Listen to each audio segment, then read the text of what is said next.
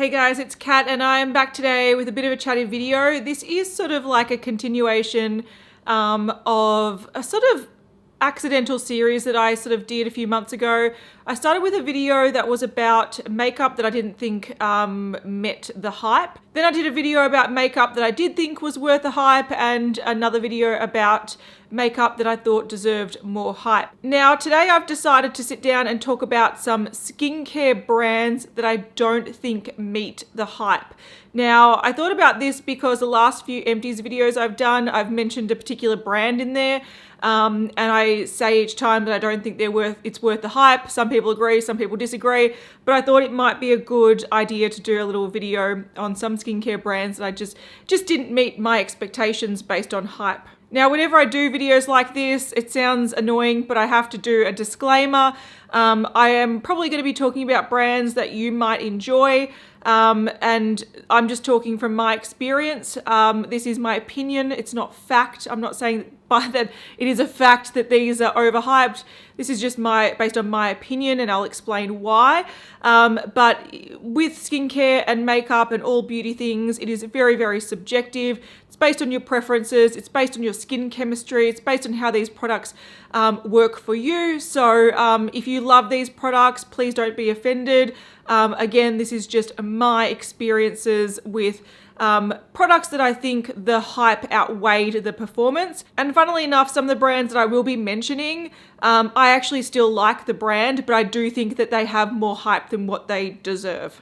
So I'll start with the brand that I mentioned in my empties the last couple of months, and it's actually Drunk Elephant. So Drunk Elephant is a brand that sort of came on the market a couple of years ago. And I think they just must have a really amazing marketing department, because they became the go-to it sort of skincare brand. Now I have tried a cleanser, moisturizer, serums. I've tried a few things from the brand. This particular thing is an eye cream. I don't actually like it as eye cream. I use it on my chest. That's how much I don't love this. But I've just noticed that the prices of these are so high, and yes, they do contain active ingredients. A lot of the products, not all the products, but I feel like these products are still too expensive for what they are and what they deliver. Some people absolutely adore them, and that's totally fine. If they work for your skin, go your good thing. Based on my experience with these, I find that either it doesn't really do much, so it's just a basic cleanser, a basic moisturizer, a basic eye cream, or if it's a product with quite a high-ish concentration of actives, I find that, for me anyway, I don't think the formula is balanced well, because my skin can take actives pretty well, but I find that the actives that Drunk Elephant have irritate my skin. So I get issues where I'll be using their glycolic serum, and I just find that it leaves dry patches and redness and irritation. So I just think that yes, they deliver on the quantity of active ingredients, but I don't think they balance it very well to make it a really nice performing formula, at least for my skin. So for me, these are just either basic and really expensive, or really expensive and potentially damaging to my skin. Just my skin, that's my experience. But I haven't tried a product from Drunk Elephant that I really love and would repurchase. I've tried oils, I've tried a whole bunch of stuff, and I just use them to use them up and move on to something better. So that's how I feel about Drunk Elephant. Another product that I think is not worth the hype, and this is a sad one, because I think this brand actually started with a really good product, and then they just turned into Gimmick Town and were really overpriced. And I'm talking about Glam Glow. So Glam Glow started with their Power Mud, or that mud mask that sucked out all the sort of goo, and that's a cool concept and it worked really well. But then they just started bringing out a lot of things like glitter masks, and you could have stencils to put the metallic glitter masks on in different ways, and they'll just peel off masks, which are essentially fancy glue. But they would put a high price tag on it, and it became Gimmick Town. Similar to this is just a sheet mask, but because it has silver veining on it, it's like a hyaluronic acid, green tea and caffeine mask. This retails for around $10, and you kind of go, why? It's just a sheet mask. So yeah, I think Glam Glow is too expensive for what they are, and I think they sort of sort of got out of hand because like their glitter masks and their colored masks and all that kind of stuff became very popular on Instagram. So people were buying them to have really like clickable Instagram stories and interesting masks in photos. So it became more about spreading the viral trend than it was about actually decent skincare. So yeah, I don't really respect everything that Glam Glow does and their sort of marketing direction. I think they've just delved into gimmick too much, and they've put a high price tag so people can feed into that gimmick. I do think they have some nice products at their core range, but I still think that they're overpriced for what they are.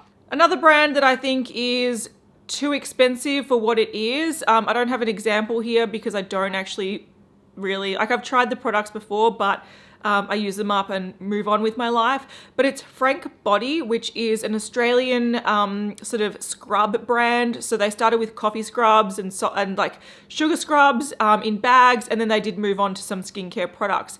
Now, the reason why I think that they're too hyped is, once again, I think they became a brand that was very, very good at online marketing. So they ended up selling bags of used coffee and sugar for 20 Australian dollars a bag, which I thought was a bit ridiculous. So they took a concept that a lot of like DIY people would do, coffee scrubs, sugar scrubs, and they mass produced that, put a high price tag on it, and made it seem desirable on Instagram, which I thought was, smart marketing. But I don't think the products are that great. They're just coffee scrubs, which, yeah, okay, they're body scrubs, but they're very messy. They leave coffee all over your shower. The bags are really inefficient to use. So you either get coffee or sugar stuck in the sort of seal, so you can't properly seal it. The bags end up getting a lot of water in them. It's just not my favorite type of scrub. And I really think for old coffee, you shouldn't be spending more than, I don't know, $5-10 a bag.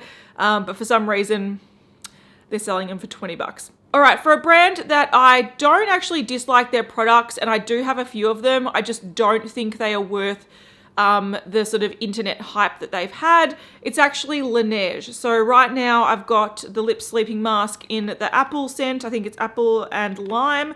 And I do use this at night. I have used their overnight mask. I've used, I think, serum, and I've used a couple of these guys. So I have tried a few things, and I think that once again, it's a brand that became quite popular because people raved about it online.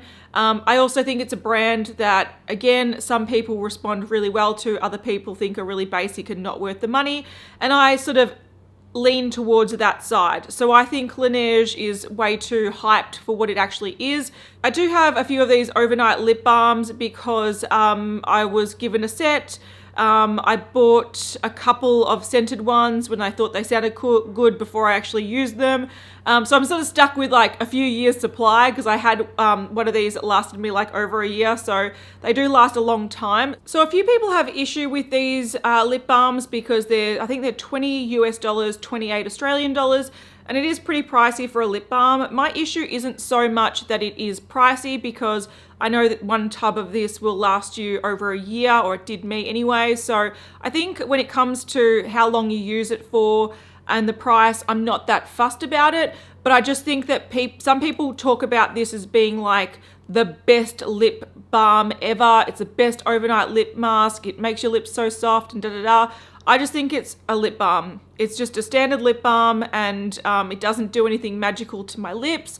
I have tried better, but for the price, it does last a long time. So I don't hate the product. I just think that this is one of those divisive products where some people really, really rave about it. So a lot of people buy it, and then people left going, it's just a lip balm. So yeah, there must be something where it works really well for some people, but not others.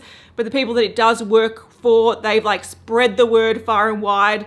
And a lot of people try this and it's just a bit of a disappointment. So I feel that, and that's why I think Laneige in general is overhyped. I didn't particularly like the overnight mask. I didn't like the serum. Tried a few things. I don't really get the hype of them, but I don't hate the product. It's just too much hype. Another brand that I think works really, really well for some people and not other people is Sunday Riley. Like one of my closest friends adores Sunday Riley, loves everything from them, sees great results, raves about them. And then I try it and I go, that's done nothing. So I think Sunday Riley for me is a really internet hyped up brand. It's a very expensive brand. These serums retail for like 100 and something bucks in Australia. I think Good Jeans is 160 for a full size. This is a Lunar Night Oil. I remember when this came out, all these influencers were like, it's the best, it's amazing, you see differences overnight. This is a half empty bottle and I don't see any difference whatsoever. So for me, this is not worth the money. But once again, it must work for some people really well and other people doesn't work for because I don't get it. Also, Sunday Riley have been in some hot water recently for faking online reviews, so giving themselves better reviews. And I can tell you a lot of brands do that, so I'm not really holding that against Sunday Riley. It's shady practices, but I also know unfortunately, it is pretty common practices, but yeah, I don't think they're worth the money. All right, this last one is probably a brand that is going to be the most controversial in what I talk about. This is definitely not a brand where I'm saying it's not worth the money, because it is worth the money. And it's not a brand that I actively dislike. It's just a brand that I think has too much hype around it for what it is. And that brand is The Ordinary. So I know that The Ordinary is very, very loved by many people because the price point is very low compared to other skincare brands. Whenever I'm talking about maybe wanting to try a new skincare product, looking at trying a new vitamin C or a new retinol or something, I always get people suggesting try The Ordinary one, try The Ordinary one. I've tried quite a lot of things from The Ordinary, and I have to say that they're fairly ordinary. So the reason why I'm not a huge fan of The Ordinary, and I do like some of their products, like I really like their niacinamide, for example, but I feel like the reason why they are overhyped, in my opinion, is because their products are very, very basic products.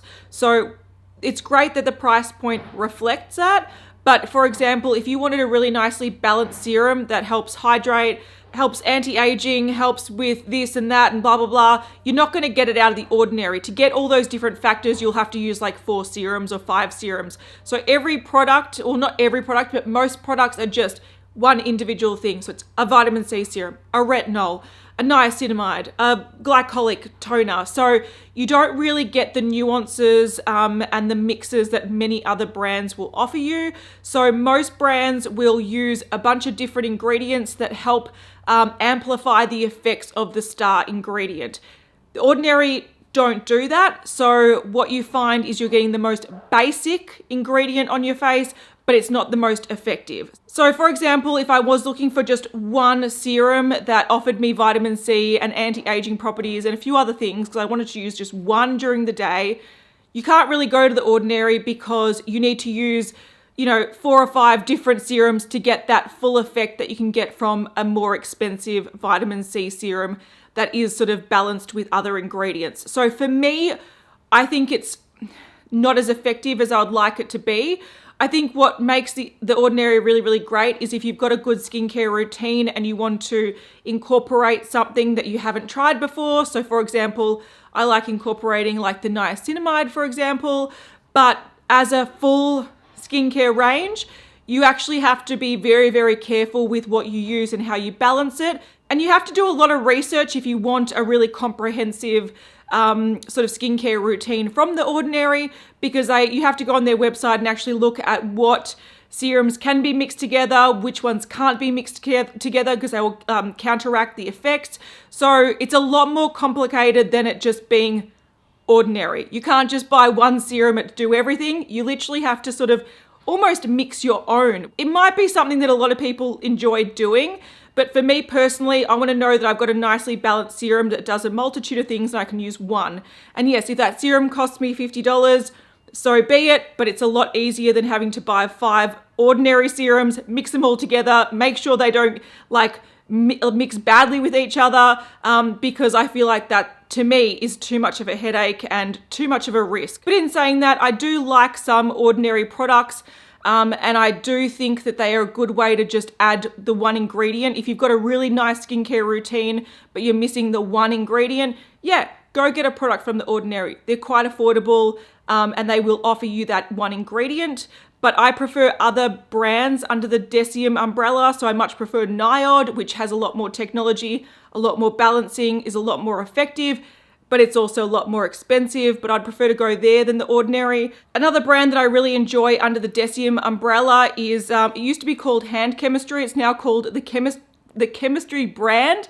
And their hand chemistry is a really, really fantastic hand moisturizer. It's got anti-aging properties in it. It's really, really great. But this sort of shows you, like, it's targeting 8 signs of hand aging. And it doesn't just use one active ingredient, because generally one active ingredient just does one basic thing. So again, those are the skincare brands that just, in my experience, they're not worth the hype.